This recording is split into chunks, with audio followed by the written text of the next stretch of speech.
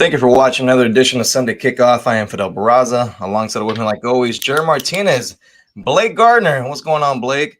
Another day, man. And our special guest, content creator Jay Tuck. What's going on, man? Appreciate you joining the show. Yeah, fellas, what's going on, man? Good morning. Thanks for having me on. It's going to be a fun day of football, to say the least. Man, yesterday was crazy, right? Bama went down. Yeah. I mean, now let's see the drama that the NFL brings us today. Right.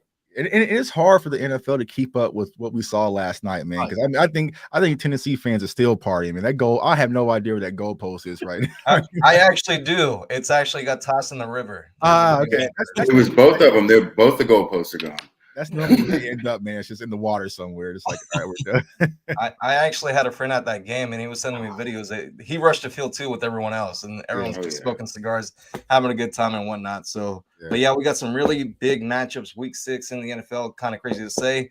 We're in the middle of October, so before you know, it's going to be November, December, January, and February. But let's go and get started by talking about Thursday night football. The last couple of weeks have not been the best matchups, highest scoring matchups, I guess you can say. But Washington did edge Chicago Bears 12-7. The biggest news coming out of that game is that Carson Wentz has a fractured finger on his throwing hand, and his status is moving up in the air, moving forward. So a couple of different things going on for Washington. Brian Robinson scored his first touchdown in the NFL, so that was a really good story. He got shot back in August or whatnot, so it was good to see him on the field. But both teams kind of struggled throughout the whole game.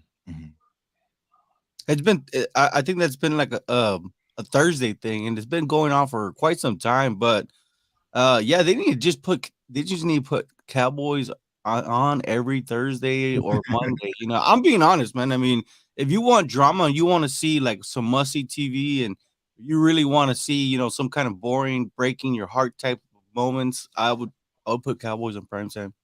So I think that's how you can fix things. To me, I think it's just been the last couple of weeks. It's been teams that have been struggling, right? So, I mean, that's why we've kind of seen these matchups as far as not being the highest scoring or whatnot. But, hey, we have Thursday night football, and regardless of what everyone says, everyone's still going to watch. So, it doesn't matter. Man, it's boring. I'm going to turn off TV. You're not going to turn off TV. You love football. You're going to keep watching. Right. And I think that's the problem. It's like when it comes to Thursday night football, it's the short turnarounds. And plus, there really just hasn't been that blockbuster matchup. Because you think about what we had Monday night, we had Chiefs and Raiders, right? Then you had Washington, the Bears. And then today it's like, boom, Bills and Chiefs, boom, Cowboys and Eagles. Like, it's just, they really need that marquee matchup for Thursday to really get people to buy into it, especially with it being new on Amazon.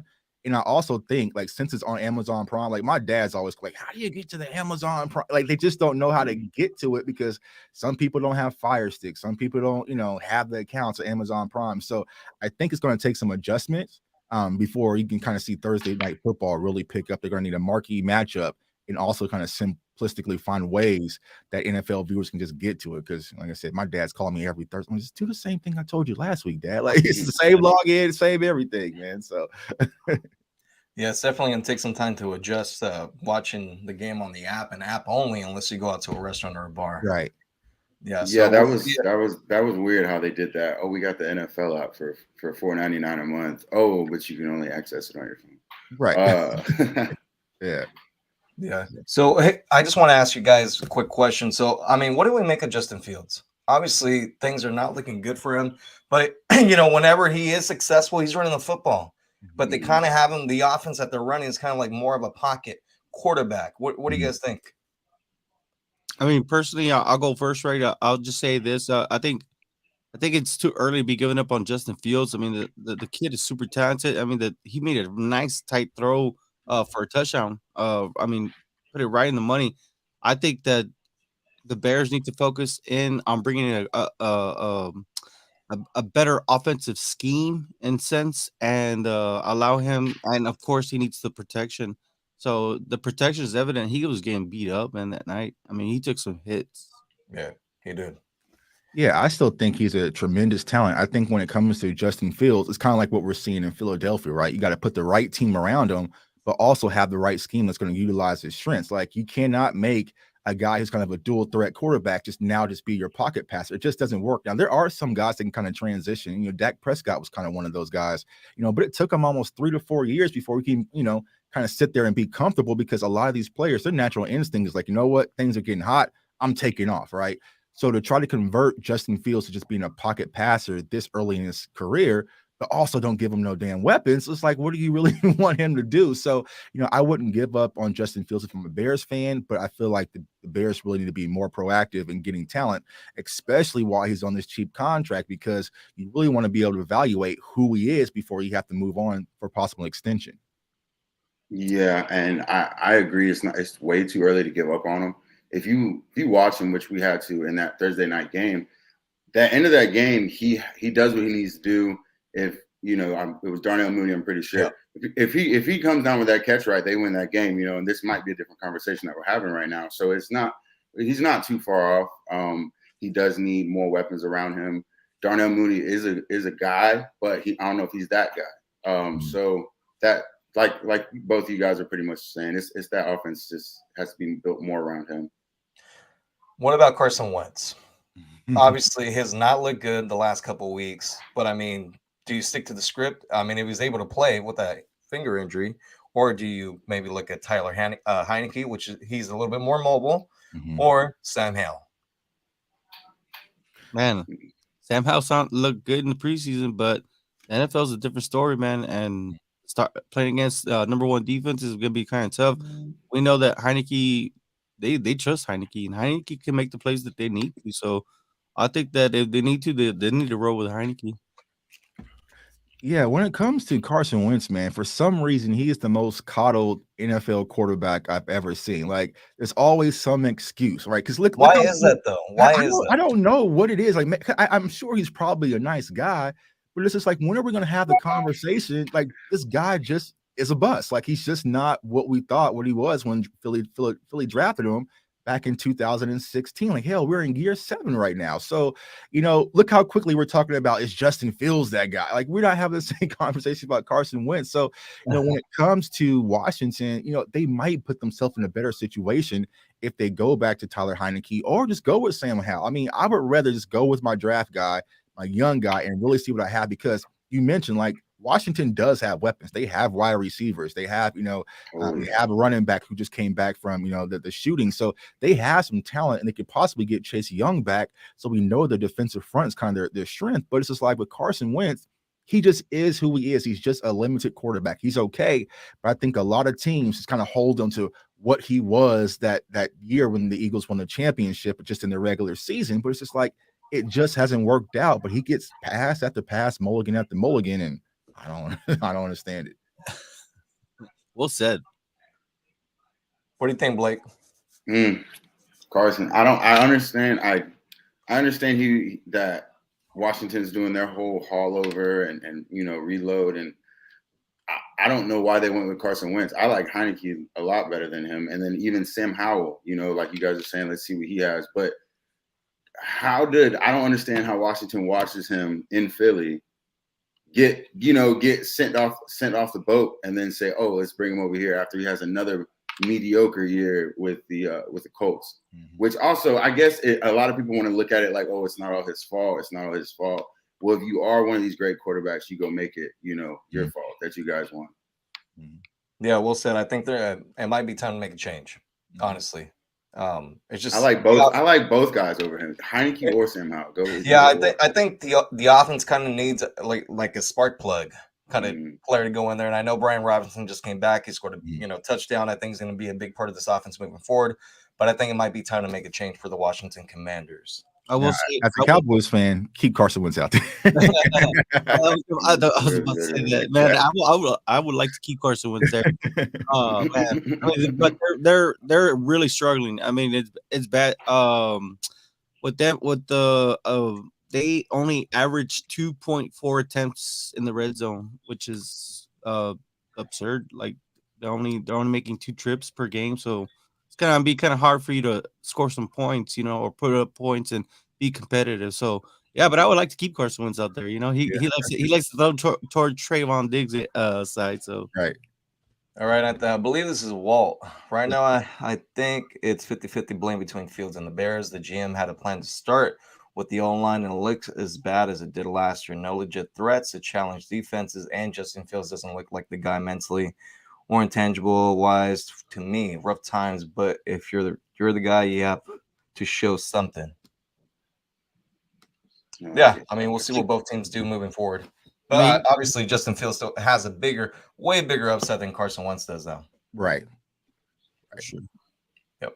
All right, let's move along. Let's talk about two of the biggest matchups in Week 6. Let's start off with the Buffalo Bills visiting the Kansas City Chiefs.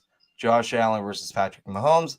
This is the key matchup in the late window for the NFL, late afternoon.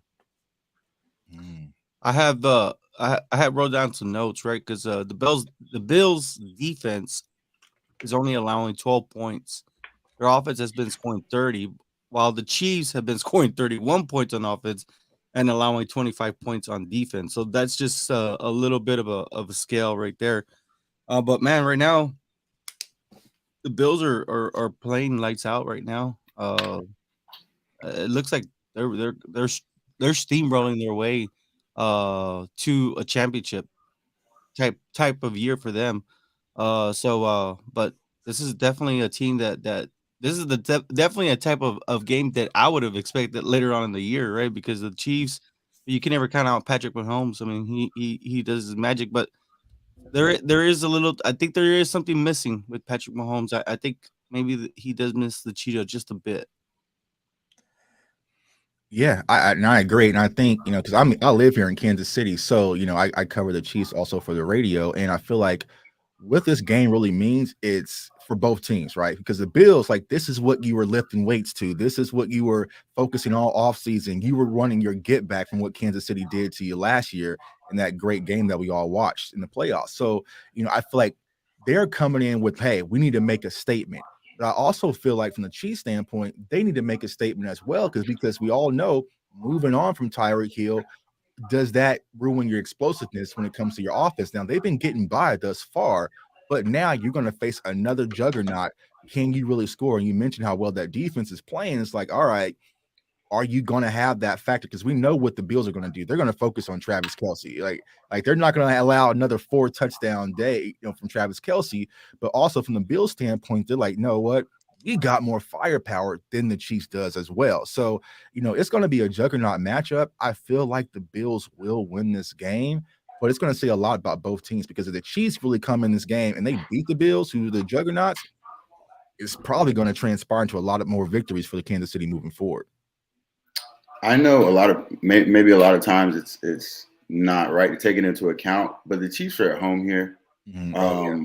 And this sets up for somebody wins now, they see each other in the playoffs, and the other guy wins. And in my mind, that other guy is the Bills. I know the Bills defense is looking good right now, really good. And like you said, they're going to try to stop Kelce. Mm-hmm. I feel like everybody else, every game has said, all we got to do is stop Kelce, mm-hmm. and it hasn't happened yet. So, right. I think this is going to be a high scoring one, and I think it's going to be a great, great game to watch. But I honestly, they even have, I think Buffalo's favored by 2.5. I'll tell you this: I have Chiefs at home, underdog. I have Chiefs friends who were out there at 8:30 p.m. yesterday, already setting up for tailgate. So they're gonna be fired up and ready, which is kind of funny because, like I said, it's a short turnaround from Monday night. You had your rivals and the Raiders out there at home, so they were fired up for that one and turned back around. So it's gonna be a fun matchup. Interesting stat: Patrick Mahomes has never lost as an underdog. Yeah, first time in his career has been an underdog, if I'm not mistaken. So. Oh, really? Yeah, that's what I saw yesterday.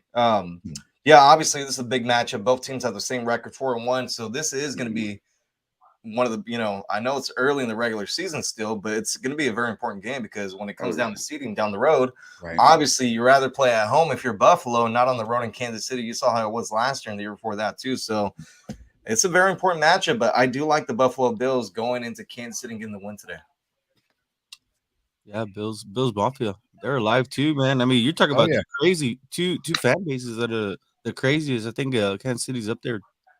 Well, I remember last year I was traveling back from the airport from Dallas when we played the 49ers, and Chiefs fans and Bills fans were flying in Kansas City.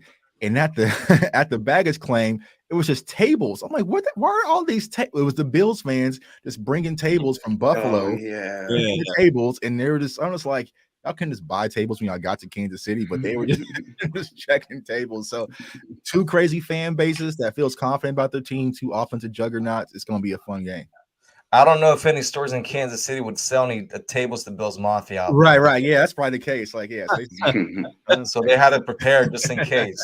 Interesting rivals starting to form there. Very interesting. Yeah. It's probably one we're going to see for quite some time because Josh Allen Mahomes ain't going anywhere. So, yeah. So, I mean, we're in store for a great matchup. All right. Now let's talk about Sunday Night Football. That's why my man Jake Tech's on here. Dallas Cowboys visiting the Philadelphia Eagles. This is going to be a Sunday Night Football matchup. Obviously, Cooper Rush is still, I believe, is still starting for the Cowboys tonight. Is that correct, Jake Tech? Ian Rappaport just reported that Dak Prescott is not going to play. I know there was kind of this curiosity about him playing because he was practicing this week kind of behind closed doors. They made some moves on IR, so he might still suit up and maybe be out there, but it sounds like Cooper Rush is going to be the starting quarterback tonight. My question is why rush him?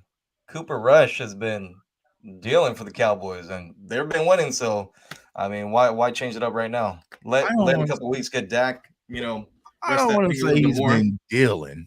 He's been winning, you know what I'm saying? And winning. Hey, and dealing W's. Right. But people have to understand, like, the Cowboys offense is at the pretty much bottom in everything statistically. Like, and that's just because of Cooper Rush. Now, I feel like what has happened, one of the huge benefits when it comes to Cooper Rush is that the Cowboys has found out, you know what, we can rely on our run game because this defense is so outstanding. So we don't have to throw 45 times when it comes to Dak Prescott. We can be more balanced. But if you look at what happened last Sunday versus the Rams, yes, we won that game. But if Tony Pollard doesn't break, we might lose that game. If you go back to the Bengals game, if Tony Pollard doesn't break, we might lose that game. So if you go to what Cooper Rush has really done, there's been a lot of games, and go back to that first game versus the Bengals, he scored on the first drive. We were all out there like, oh, okay.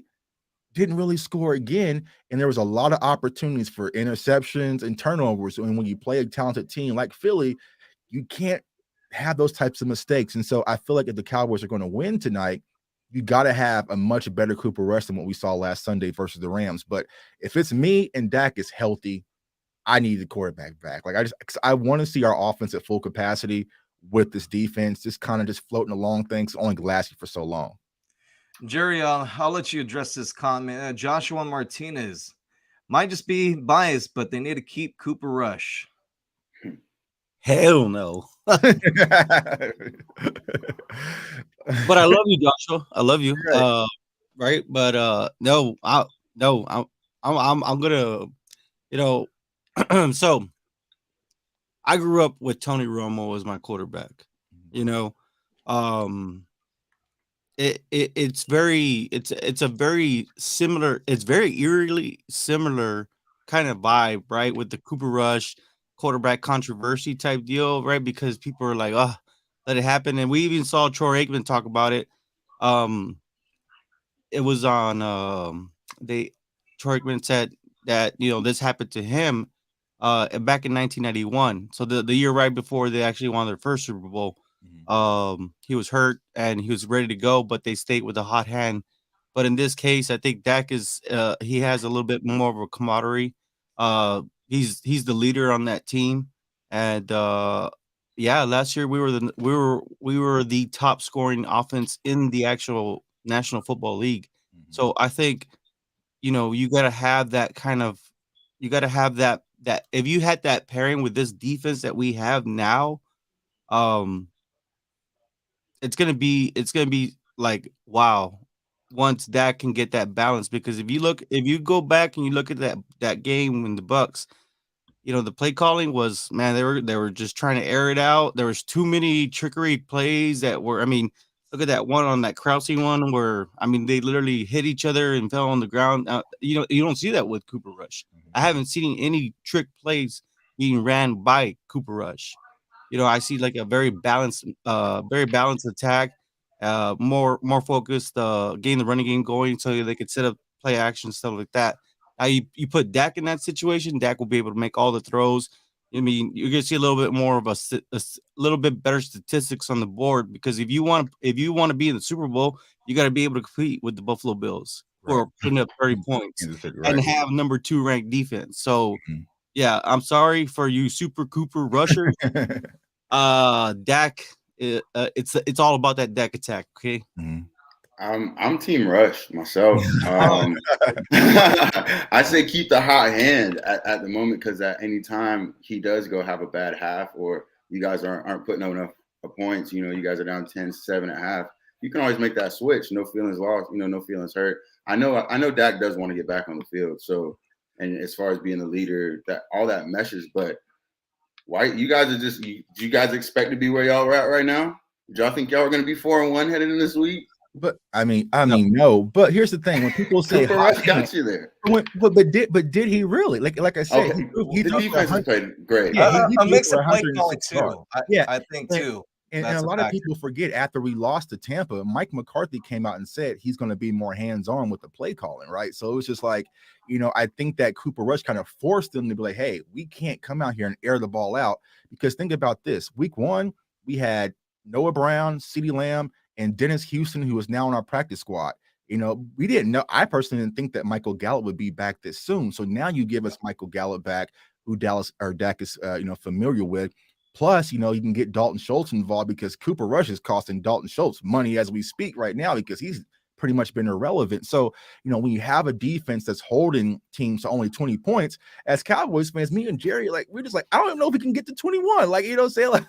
It's such a different feel, because it's like, when we score, I'm so excited, all right, because I don't know we're gonna get that opportunity. Now, I will say this: Cooper Rush has done a great job of doing with a backup quarterback. He's done more than we could have asked for him.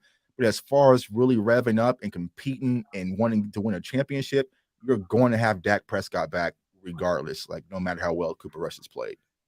When Dak Prescott went down, Jerry Jones said that he wished for a QB controversy when they named Cooper Rush the starting quarterback. He is undefeated as a starting quarterback in the NFL. But I believe this is going to be the game where Cowboy fans are going to say, we need Dak. I think he comes back to reality tonight. If this game was in Dallas, I think I would go a different way. But since it's in Philly, I like the Eagles to win tonight. So can I ask you guys, if Rush pulls it off tonight, then we're still down on Rush? I got nothing to say. It's not going to be on Rush. I'll tell you this: Philadelphia has not seen a defensive attack like the way the Cowboys are going to come. Dan Quinn, I think there's the X factor in this game is Dan Quinn. And the way he's going to use Donovan Wilson, right? I think the way, if you actually go back and look at the way Dan Quinn disguises the defense, he makes it look like they're going to do basically a man-to-man type deal, with one safety over the top. But once that snap happens, you see the quarterback kind of lock onto his first read, and he doesn't even know, but he's getting hit in the mouth by Michael Parsons and company. So, and look at Dorrance Armstrong, right? So. Right. I'm just trying to say, it's very unique. I think who have the Eagles played? The Vikings, right? Maybe the best team out of the group. Close game last week against Jaguars, Detroit Cardinals. So it's yeah. I mean, but I think this game is going to say a lot more about who the Eagles are versus the Cowboys. But I say this, Cowboys fans: if you believe that Cooper Rush is just some lucky leprechaun, all right, cool, I'll go with that, because we're just winning with them. But in order for me to even fathom thinking about, okay, Cooper Rush, the hot hand, he would have to come out and carve up the Eagles for 300 yards, 3 touchdowns, like a real quarterback game, because we really haven't seen where, hey, the Cowboys are down by 10. Now we have to score.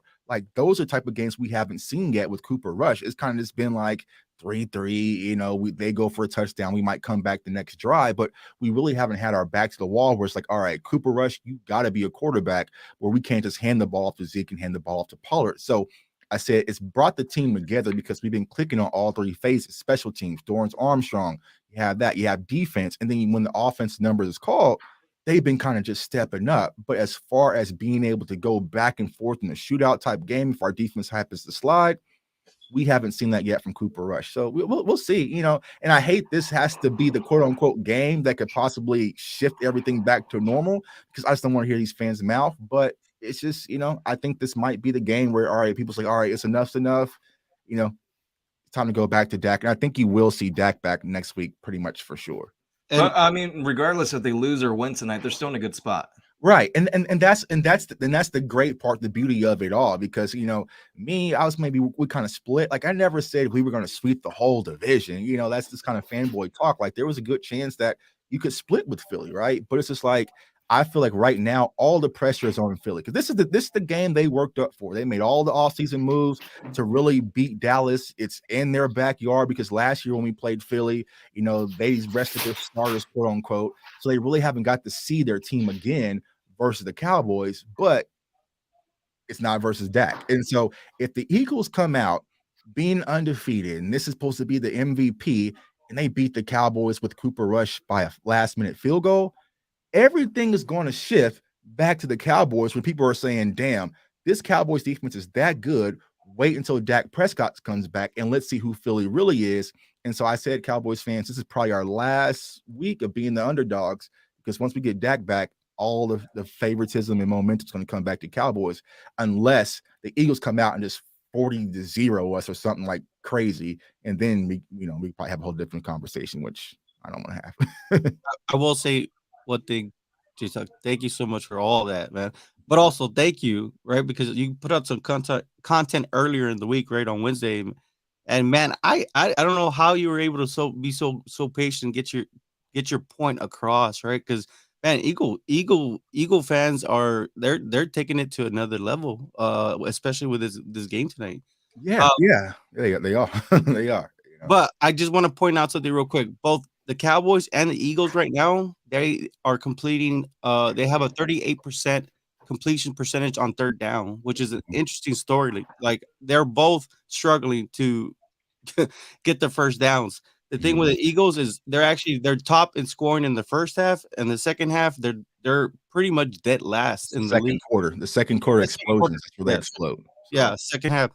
That's kind of like when the Cowboys actually come alive for whatever reason. Even with Dak, it's like they almost wait to the second quarter to start playing some real football, which is, I mean, I say kind of jokingly, but it's almost like a Cowboys thing. Yeah, it'd be interesting. All right, so I'm assuming J-Tech, Jerry, you guys are picking Cowboys to win this game tonight, right? Of course, baby. Yeah, Cowboys winning 21-17, man. I feel like a lot of the pressure is going to be on Philadelphia where they want this game so bad. Their heads about to burst and skills going to come out. And the Cowboys, we have nothing to lose. Like we can come out, play loose, play free, and just do what we have been doing. So I feel like the Cowboys can edge it as long as we can keep Jalen Hurts contained in the pocket and force him to be a quarterback versus kind of being the dual threat like we kind of talked about with Justin Fields. And also, as long as we don't give up the big turnovers and just play our ball game and just kind of slow it down, ground and pound, because people forget the Eagles are normally killed by Ezekiel Elliott. Like this is normally Zeke's games, right? So if we continue to run, get the ball 5 yards a clip with him and Pollard, just get those quick throws to CeeDee Lamb and Noah Brown and Michael Gallup, keep the chains moving. I feel like we're going to be in this ball game. But if we get outside of ourselves and like, are we going to try to shoot it out with the Eagles? Then, it might not work in our favor. But I feel like we're going to just continue to play our same game plan, lean heavily on our defense and special teams, and get out there with the victory. Give me the Eagles.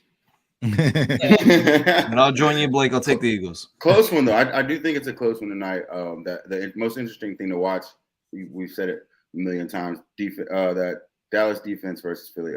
I think there's going to be a turnover towards the end of the game that's going to kind of lean towards the Eagles winning this football game. So as of right now, it is raining right now in Philadelphia. So this looks like it's going to be clear tonight. So it should be good as far as weather-wise goes. I did see, J-Tuck, you did mention that you believe that the Cowboys and the Eagles are the two best teams in the NFC. Yeah, I think as of right now, you can say that because I know, they lose to Tampa, but I feel like Tampa has some injuries right now. I can never count out Tom Brady, of course. Like he's going to be in the conversation, but we have a huge question mark when it comes to Green Bay, who I thought was going to be more competitive. Now I think that they might make a move because Aaron Rodgers going to throw a hissy fit. So you have a question mark when it comes to Green Bay. Rams are kind of looking shaky. You can toss the 49ers into that conversation as well. So as of right now, I could probably say you have Tampa, Eagles, Cowboys, and 49ers kind of being your four lead dogs, and they're all kind of interchangeable because the one thing is we haven't seen the Cowboys fully healthy. I mean, here's a conversation a lot of people are getting, like, what happens if Tyron Smith does come back and you get your starting left tackle back along with Dak? So there's a lot of upside for the Cowboys, and especially with this defense. So I would say, yeah, probably, out of the NFC, you can probably put the Cowboys, Eagles, Bucks, and 49ers as kind of your top four teams. and then we play them again later on in the year with that. And that's what I've been trying to explain, right? Me personally, this game, of course, just for the Twitter Bowl is what I've been calling it. It means something. But for me, that Christmas game is the one I have to have. I refuse to be out there at that stadium and let the Eagles fans ruin my Christmas. It just ain't happening. So it's just like, all right, if they got to take this one, I'll take some punches on social media. Because here's the thing. Eagles fans ain't going to shut up regardless. We scored 90 points on them last year, and they still been chirping all off season. So I don't understand, like, oh, you're going to have to get rid of your account. I'm like, did y'all get rid of y'all account last year? No, y'all didn't. Like, I was at that game when we scored 40 on y'all on week 3. I didn't get rid of y'all accounts. Why y'all think I'm get rid of mine? So it's just this love affair that kind of annoys me when it comes from the Eagles fan base to the Cowboys fan base. Like, I just don't understand the obsession. So that's pretty much what this week has been about, all the trolling and talking. Like, because we do this every week, right? We had the Giants on Monday Night Football. Me and the Giants guys, we did a show. Boom, dapped it up. Best of luck. And we're just done. Like, it's just football. But Eagles, it's just, bro, shut up. Like, God, so. Well, they are our new age Redskins rivalry, right? So But are they, right? Is it because of social media, right? Because they just poke the most. I feel like if you look at it from a football context on the field, like, it really just isn't. I mean, the last 10 games were 7-3 versus them, right? So it's just like, I mean, I get it because they're the most annoying fan base that talks to us all day. So we just don't like them from that standpoint. But you look at things from historical standpoint, you look at them from a championship standpoint, like, they just aren't in the conversation, but it's just they want it so bad. And that really gets them frustrated with me. I'm like, y'all not our rivals. It's Washington. Like, it's always been Cowboys and Indians, right? No, we're your rivals, and just like, they're all mad at me this week because I told them, like, hey, I don't watch you guys every Sunday. I'll just watch the film. And no, you watch us every Sunday. I'm just like, I don't watch y'all every Sunday. And that's why they're mad at me. But, it's just all fun. We'll see what happens tonight. Yeah, the all-time record's like 74-56. So. Right, and Dak Prescott is 7-3 versus them. Like, it's just all out there. But hey, this is their moment. They're probably going to rush the field and toss the goalpost. Throw it in the river. A Tennessee. Yeah, yeah, that's what they're going to do, man. All right, and before we end today's show, I do have some quick injury news from our friend Ari. Defensive end Nick Bosa groin is out today versus the Falcons. Dolphins left tackle Teron Armstead toe is out today versus the Minnesota Vikings, and the Saints Chris Olave is out due to concussion against Cincinnati. So those are the latest injury news. Thank you everyone out there for watching and listening. Thank you so much, J-Tech, for hopping on and talking this ball with us. Hope to have you back here soon. And thank you everyone out there for watching and listening. Enjoy the games. We'll talk to you soon.